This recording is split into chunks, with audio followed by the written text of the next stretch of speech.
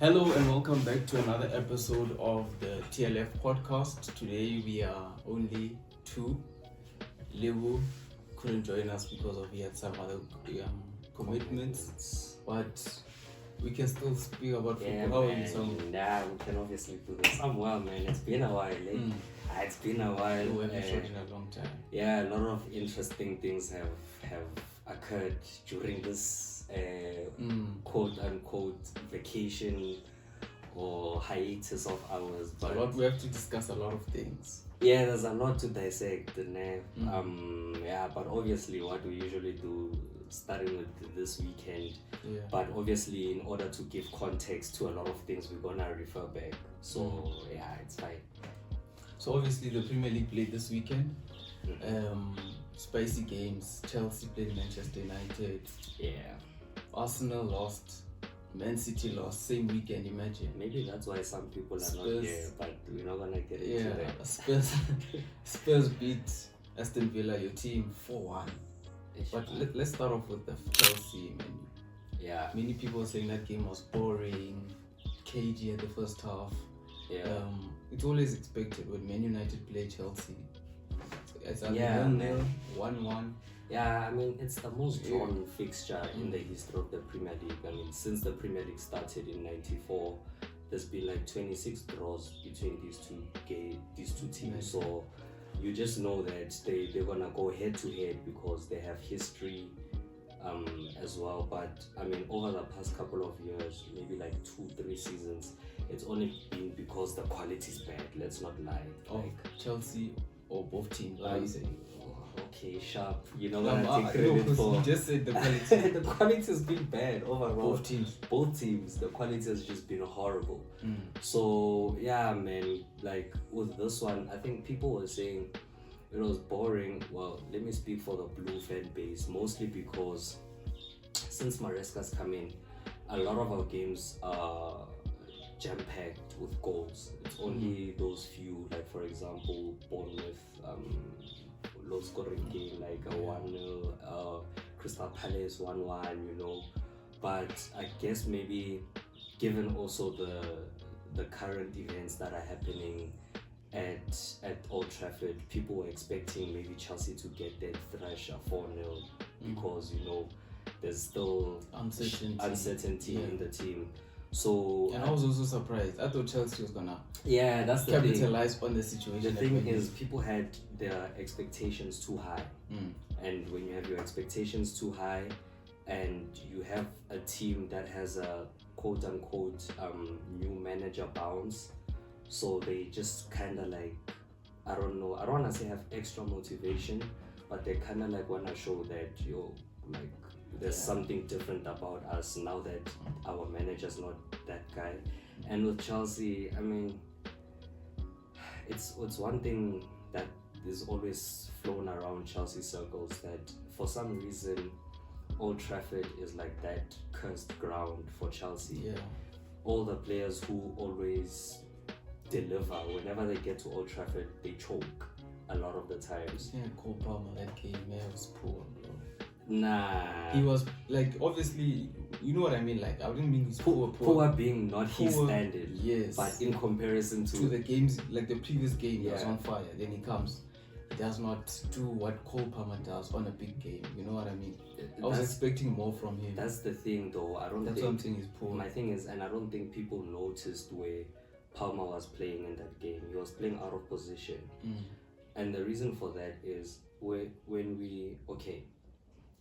it's a whole entire thing. Let me walk you through it, because it also happened in the previous game where against Newcastle, where he played a different position. So because our back line is not solid, Maresca is trying his best to add physicality to the midfield in Lavia and Caicedo. So because those are like traditionally two defensive midfielders, he's putting them in order to protect the defense, because the defense is not that good. But in doing that, he's killing creativity within the midfield. I saw that a lot. So in order to have creativity, what does he do? He plays Palmer out of position. If you watch the thing properly, starting lineup, Gusto plays right back. When you watch the game, Gusto is more of a number 8 on the right hand side, which is Palmer's position. So you can't really have Palmer, Gusto, and Noni. So what does that do? It forces Palmer to drop deeper, to be the creative. But the problem is when he's that deep up front, yes, when he's that deep creating, Gusto, Madueke are not really like much to work with.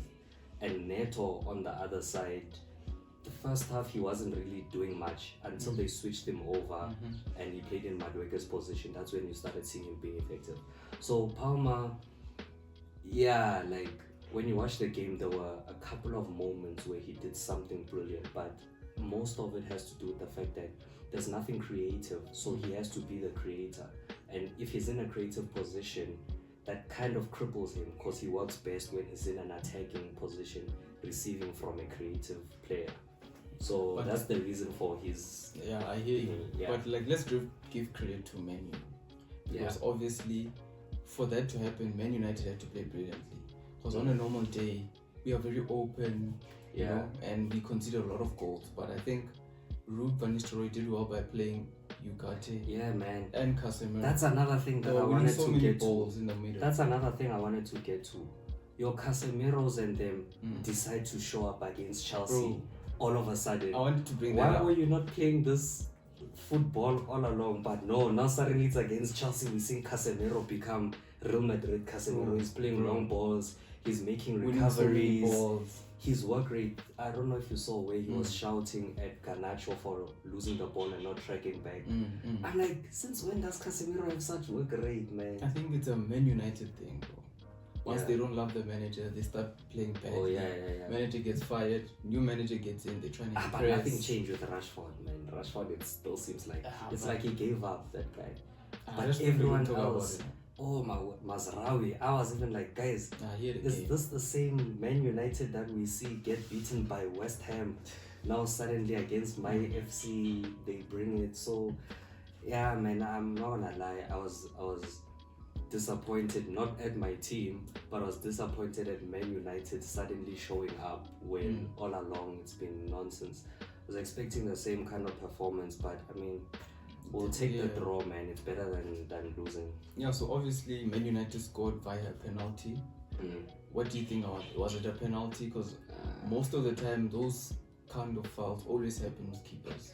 Yeah, man. Where it's a 50-50 that was clearly a penalty. They always give those ones. That was a penalty. One thing about Chelsea, not only is our defense bad, but we don't have a goalkeeper either. Like Sanchez is a good shot stopper, but his decision making is horrible. And as a modern day goalkeeper, that's the one thing you have to have on point. You have to know when to make a pass, how strong your pass should be, when to come out and meet the ball, all of that. So yeah, man, and this is not the first time this season. He's been having a lot of those moments where it's just like his decision making is somehow, and I mean, he's almost 27, so we can't really give that thing of, no, he's still young. I know, man, like many goalkeepers reach their primes, early 30s, late 20s, but I mean, he should be there. For someone who played, how many seasons at Brighton? Was it 2 or 3? I can't remember, but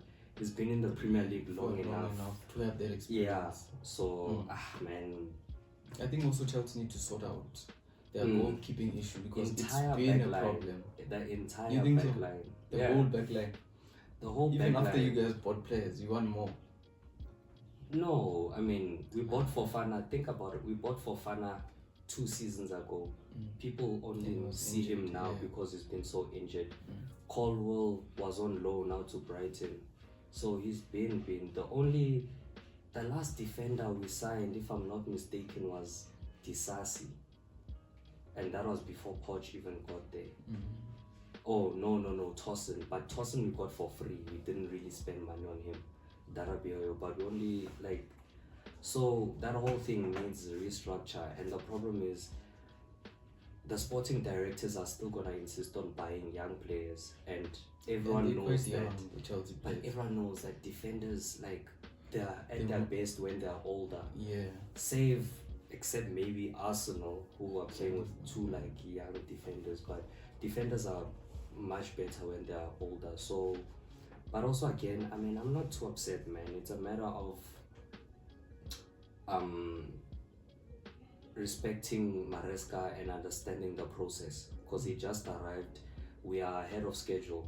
I mean, like he said, the club did not expect any top four from him, and he's sitting fourth currently with a third of the season almost gone. Yeah. So we are ahead of schedule. We were at least expecting another 5th, 6th place, and he's doing very well. What do you think about as a fan?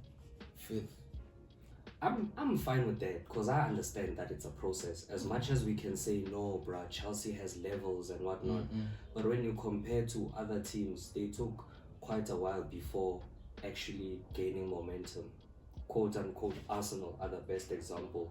Before they started having these league trophy chats, they spent quite a number of seasons finishing 8th. Yeah, I think it was like 8th twice under Arteta and whatnot. Enzo's only been there for 4 months, 5 months. So, but I feel like for him the expectation is high. But that's the amount of money that they spent.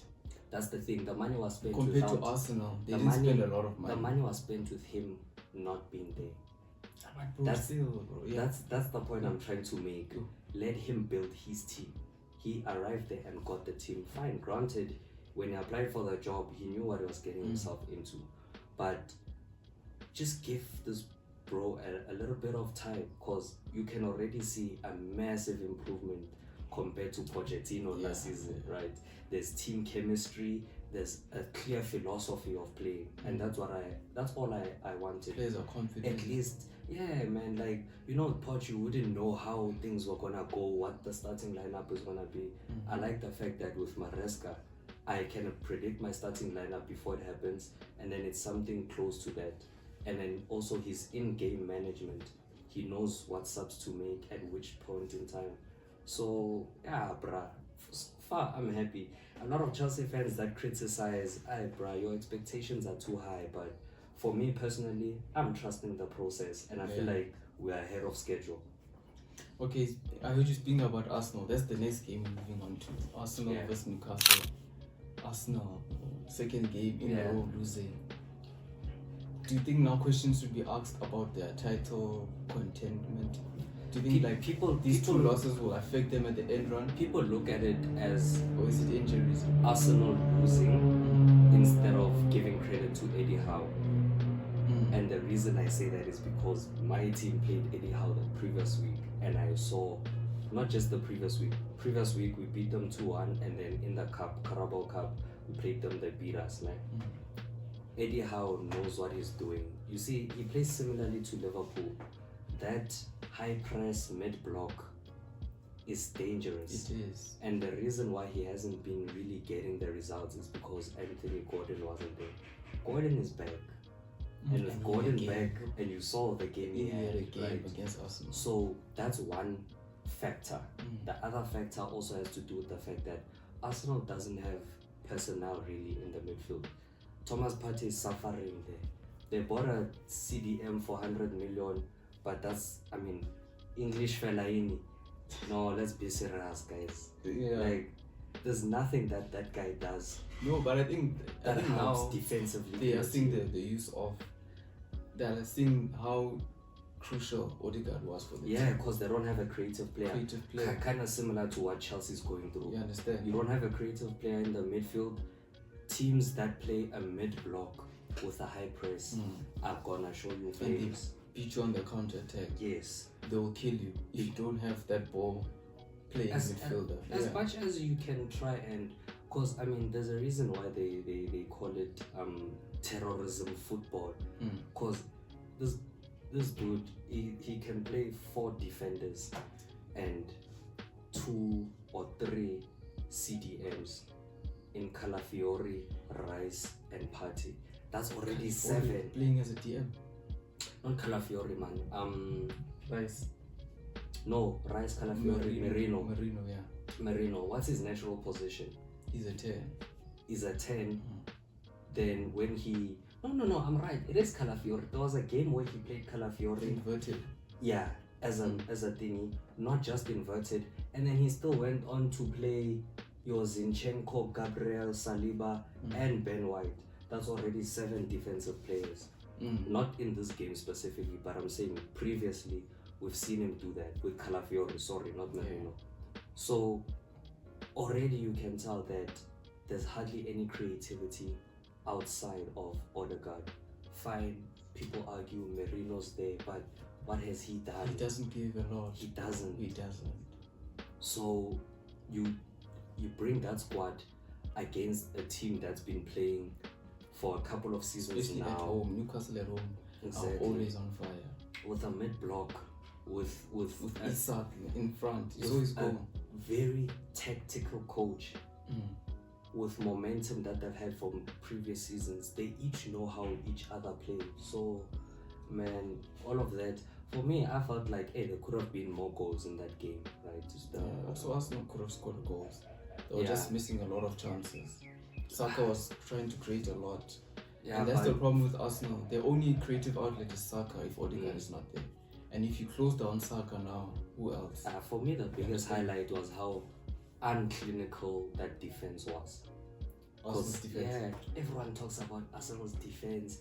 Bro, they were comparing this defense to, like, hey bro, I got so upset.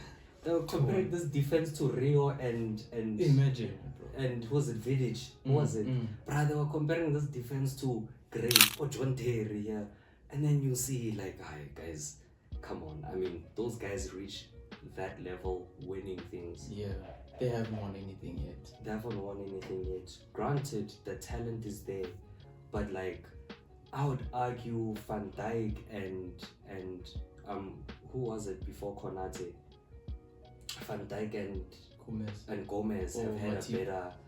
Van Dijk, Matip, before they decided to play Matip in a thingy, in a defensive midfield. I would argue that they're defense better than Saliba, Gabriel. I would think argue so. that they won something. They want something, yes. In the Champions League, playing against teams like Real Madrid, and not just Real Madrid, like not this one of now. Yeah, as much as Real Madrid now are winning stuff, but we're talking about Karim Benzema, Real Madrid, Toni Kroos, Modric, Real Madrid. They managed to win something. Then these ones are guys. I'm not knocking them because they are rivals or whatnot, but we need to have an honest chat. That Gabriel and Saliba pairing, it should change. Saliba's good.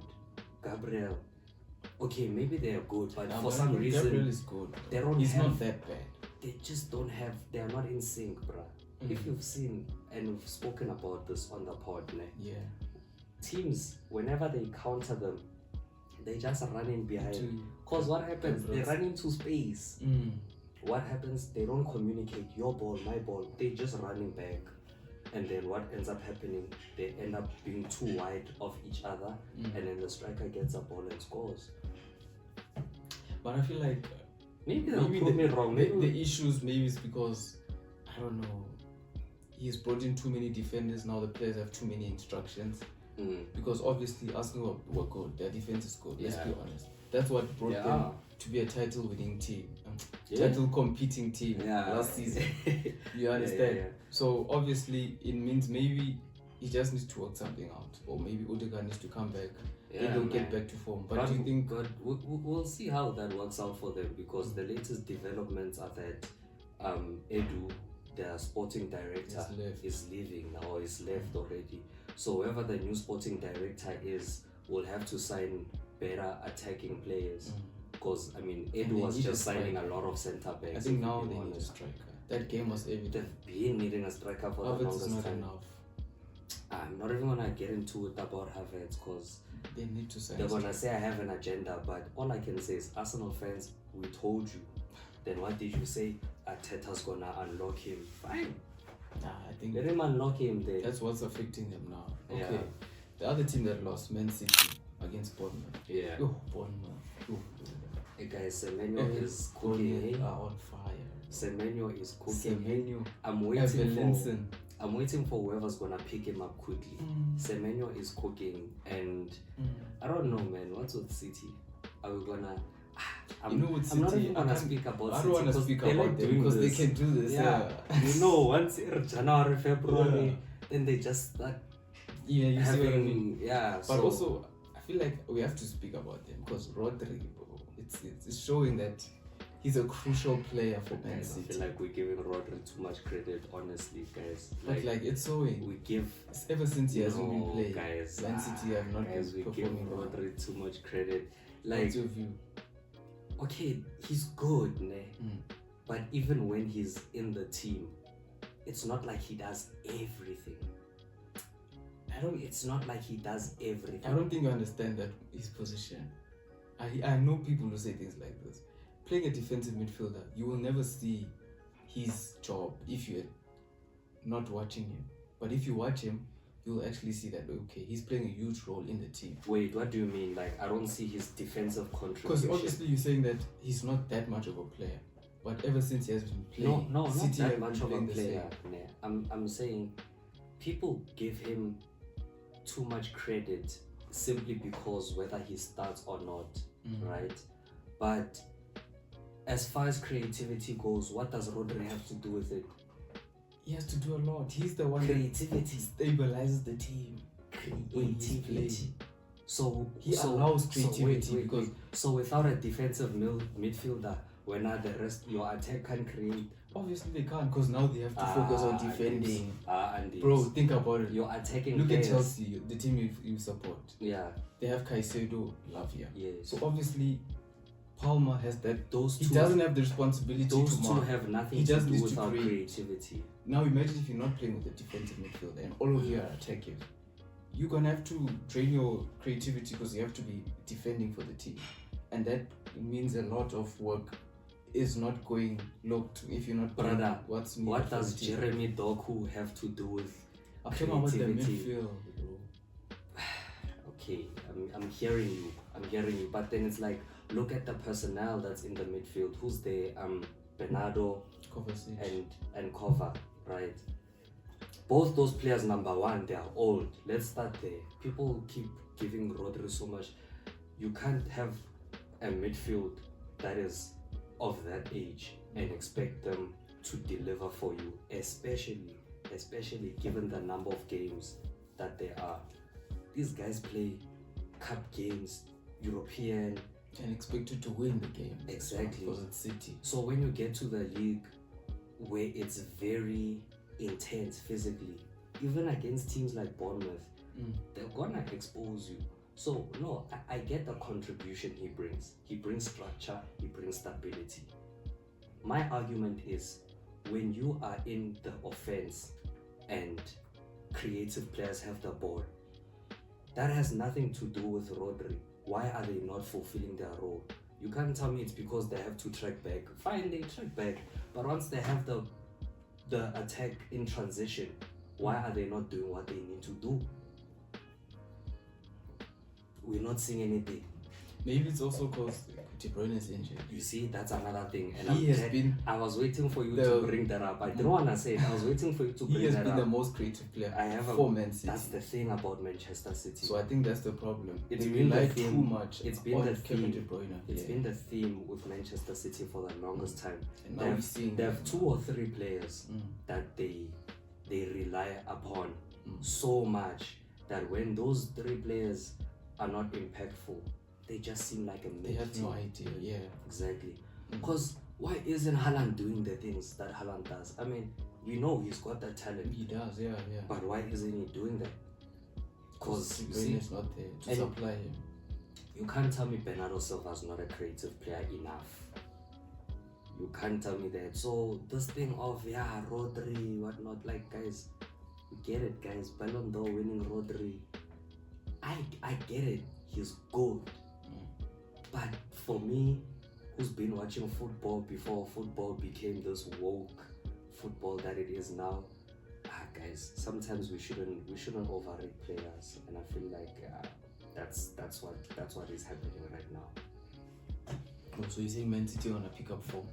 even without Rodri. Guys, they'll pick up form after Christmas. Because if they don't win the league, everyone is gonna be like, you they know lost the usually league without happens. Rodri. They usually go to the UAE for their recess or something, that training that they usually do, come back rejuvenated and then just start killing. So let's wait until they go to the UAE and then come back. Okay, next game, Spurs, Aston Villa. 4-1. That game was exciting, and I hate the fact that it just twisted on the second half. Yeah, it just first half Aston Villa were on top of them. All of a sudden now they were everywhere. They were like on top of them, and then things just took a turn. And told them something after. Yeah, for them to switch up like that.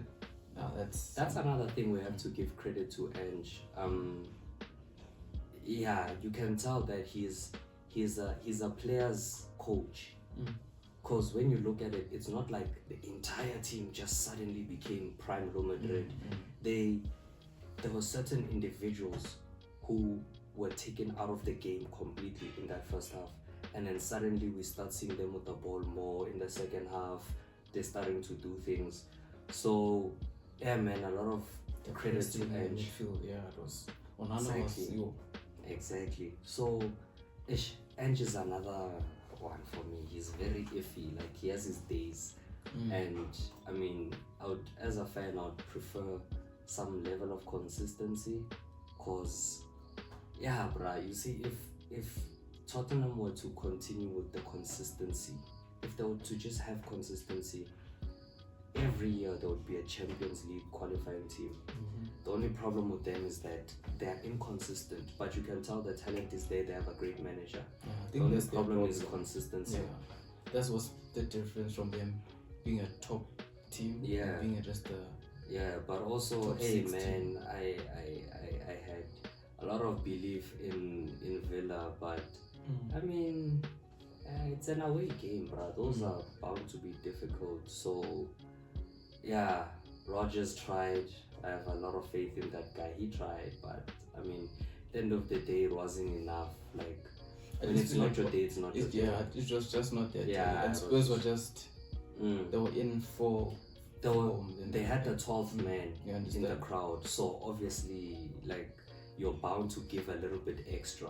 Whereas I feel like Villa let that game go, because I feel like after the second goal, that's where they started to like panic a little, and then it became a domino effect. Let's talk about Solanke, 2 goals. Yeah, people have been saying he's not the same player as Bournemouth. But ever since he came from Bournemouth, he's not been a player.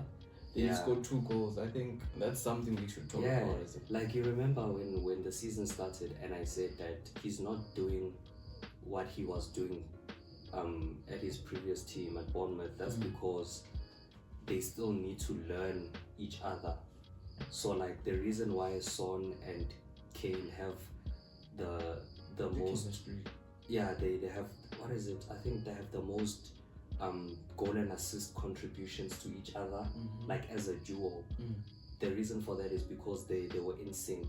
They have the synchronization amongst each other. So that is very much needed when you're playing in a team. You need to know what the next move is gonna be from your teammate before they even do it. So like I said, they needed to learn him, he needed to learn them, tracking movements and whatnot. So I feel like they're slowly and gradually developing that thing, and once they do, I mean, Solanke's talent speaks for itself.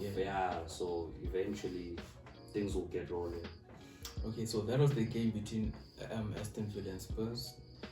The last game in the Premier League, Liverpool, Brighton. Liverpool came from behind to win 2-1. That was another shock. That's another game. Because Brighton had that game. Similar to Aston Villa, like Brighton had that game. You could see that, okay, here Brighton are gonna win. And it was to my shock, because I mean, United played Liverpool as well. Like, having my team played against Liverpool, when they click, like against Chelsea, you could see they were clicking. Maybe the first part of the second half, not as much, because that's when the game started being controlled a little bit from Chelsea. But against United as well, like, when they're in the mood, they just click. So when I was watching that game, I was like, hey, guys, it's not coming together. Against Brighton. I mean, full credit to Fabian Herzler, man. Like, youngest manager in the league, but he's doing the things. He's doing his like Herzler's doing the things. But I was like, okay, well. Like credit to him, he's actually containing the game. Until they found their rhythm. Yeah, their rhythm. And Slot, bro. Slot ball. Hey man, I must say, we're underestimating that guy. I'm putting my hands up. And to those who've been watching, you know me personally, I haven't really been a fan of Slot because I'm just like, he just inherited a good team or whatnot. Nah, bruh, like he's actually the real deal. He's top of the league right now. He's actually doing the things. Won 8 out of 10 games. Yeah, like as a manager, that's a good record. You know, sometimes you can set a team like formation and whatnot to go into the game. But what makes great coaches is their game management. You know what substitutions to make at what time. You know how to instruct players based off of what is happening on the field. And that's what Herzler is really good at. The fact that he's able to tell Trent, bruh, Trent plays on the right. That guy tells Trent, Chief, go left. Go left, yeah. Go left. Next thing you start seeing Trent whipping in crosses from the left. Like, oh, okay, no, this guy is actually trying something different. Yeah, something different. I think maybe that's why the players like him as well. They want to have Klopp style. His way of communicating, I feel like he simplifies it so much for the players that they're able to just get on there. Bro, Herzler made Darwin Núñez look like he's good, bro. You understand? Like, he'll just substitute that guy on, give him a couple of instructions, and the guy is actually pretty decent. So it's like, okay, yeah, he knows what he's doing. I put my hands up on this one. I didn't rate him at first, but yeah, no, he seems like he knows what he's doing. And Liverpool, top of the log. Do you think they'll continue being top? I was about to say, let's see how they go, because the league is still long. Firstly, 10 games in. Yeah, it's 10 games in. Plus, also there's a lot of cup and European competition.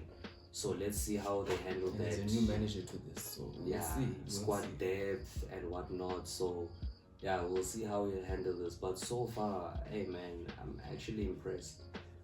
Yeah, I'm actually impressed. So okay, so that's the Premier League. Let's move on to La Liga. Yeah. Real Madrid didn't play this weekend because of the heavy floods and heavy rain.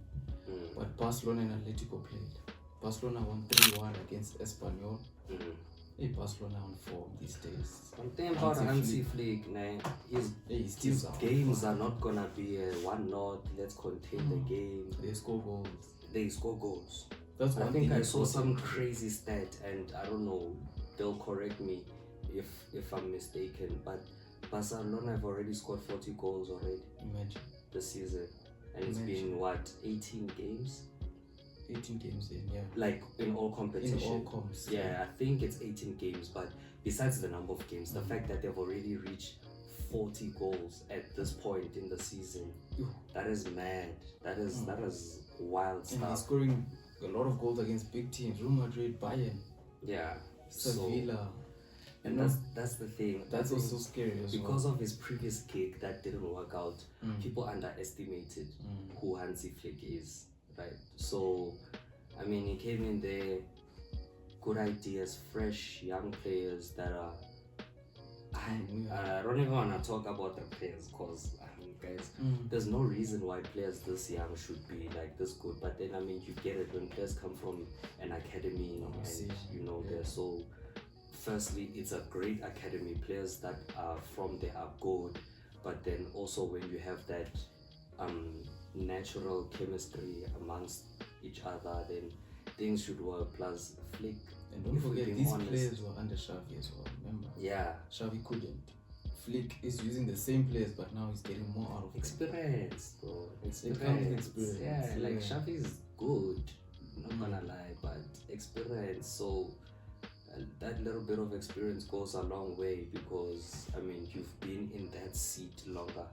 Besides the fact that Xavi is like arguably one of the greatest number 6s in defense, but it's like Flick is Flick, bro. Yeah. Like his resume speaks for itself. So it's not really a surprise, but it's kind of like a wow. Like, okay, he was able to do something that we thought wouldn't be done with this team, right? But yeah, it's not a big surprise, man. Like, given his managerial prowess, you kind of expect him to, do good in that team. So yeah, man, another game. Let's see how far Barca go. Yeah. Let's move on to the last game in the Betway Premiership. Kaizer Chiefs against Mamelodi Sundowns. It was like Culling. Not the I feel like now we should stop talking about it being a big game. It's not more a big game now. Why? If Sundowns come again to FNB and beat them 4-0. No, it's a big game. Any game that Kaizer Chiefs plays in is a big game, bro. But now, bro, it's not looking good for Chiefs. Bro, it's like, how do I put it? Without sounding disrespectful. It's like Atletico Madrid versus Barcelona is obviously going to be a big game. In South Africa, I would say, fan base wise. Now we get the fan base wise, Sundowns is Atletico Madrid. Yeah. Because we know what's Real Madrid and Barcelona, right? So obviously, and given their recent success, maybe they have a stronger fan base given recent success. But regardless of how the fixture goes against them, there's no fixture that Kaizer Chiefs plays where you can't really... Okay, let me not say there's no fixture, because you can't have a TS Galaxy or Royal AM versus Kaizer Chiefs and say it's a big game. Fine. Ne? But think about it this way. You have the team with the biggest supporting fan base, ne? And you have a team with the biggest recent success. How can you say that's not a big game? This team has the biggest success in recent years. I understand that. But look at Kaizer Chiefs' record with Sundowns recently. 4-0 the last time in the Premiership. Now in the Cup, 4-0. Like, it's now looking like it's Sundowns daily. Barcelona can lose 16 times in a row to Atletico Madrid. When Barcelona plays, it's a big game. Something was beat up. Name the last time Barcelona played at Camp Nou and it wasn't filled.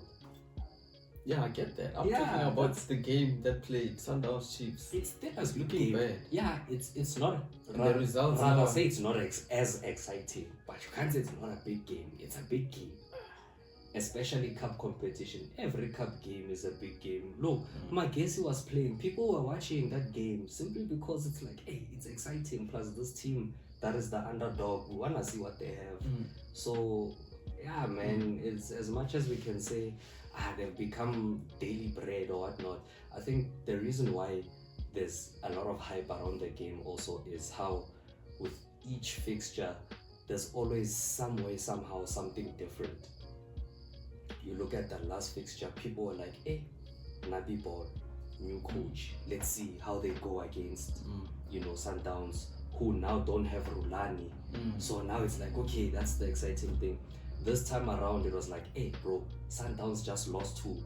Remember, Bella, that one name? We lost 1-0. Traumatized us. So there was that excitement to be like, okay, Sundowns just lost, 1-0 to Polokwane City, and then this team is a team that's finding their feet. So maybe something will happen, right?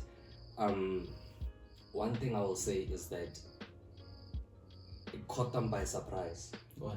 That they lost? Yeah, no, not the losing. That first half, that 3, it caught them by surprise. Sundowns always dominate. Not like that, Deeps. I'm telling you. Not like that. Sundowns always dominate. Look, every time they play a team. The last time they played. That team knows that they're gonna have the ball. The last time they played, Sundowns sharp, they won. But when you watch that fixture and you compare it with this one, that last one, you remember Chiefs scored first.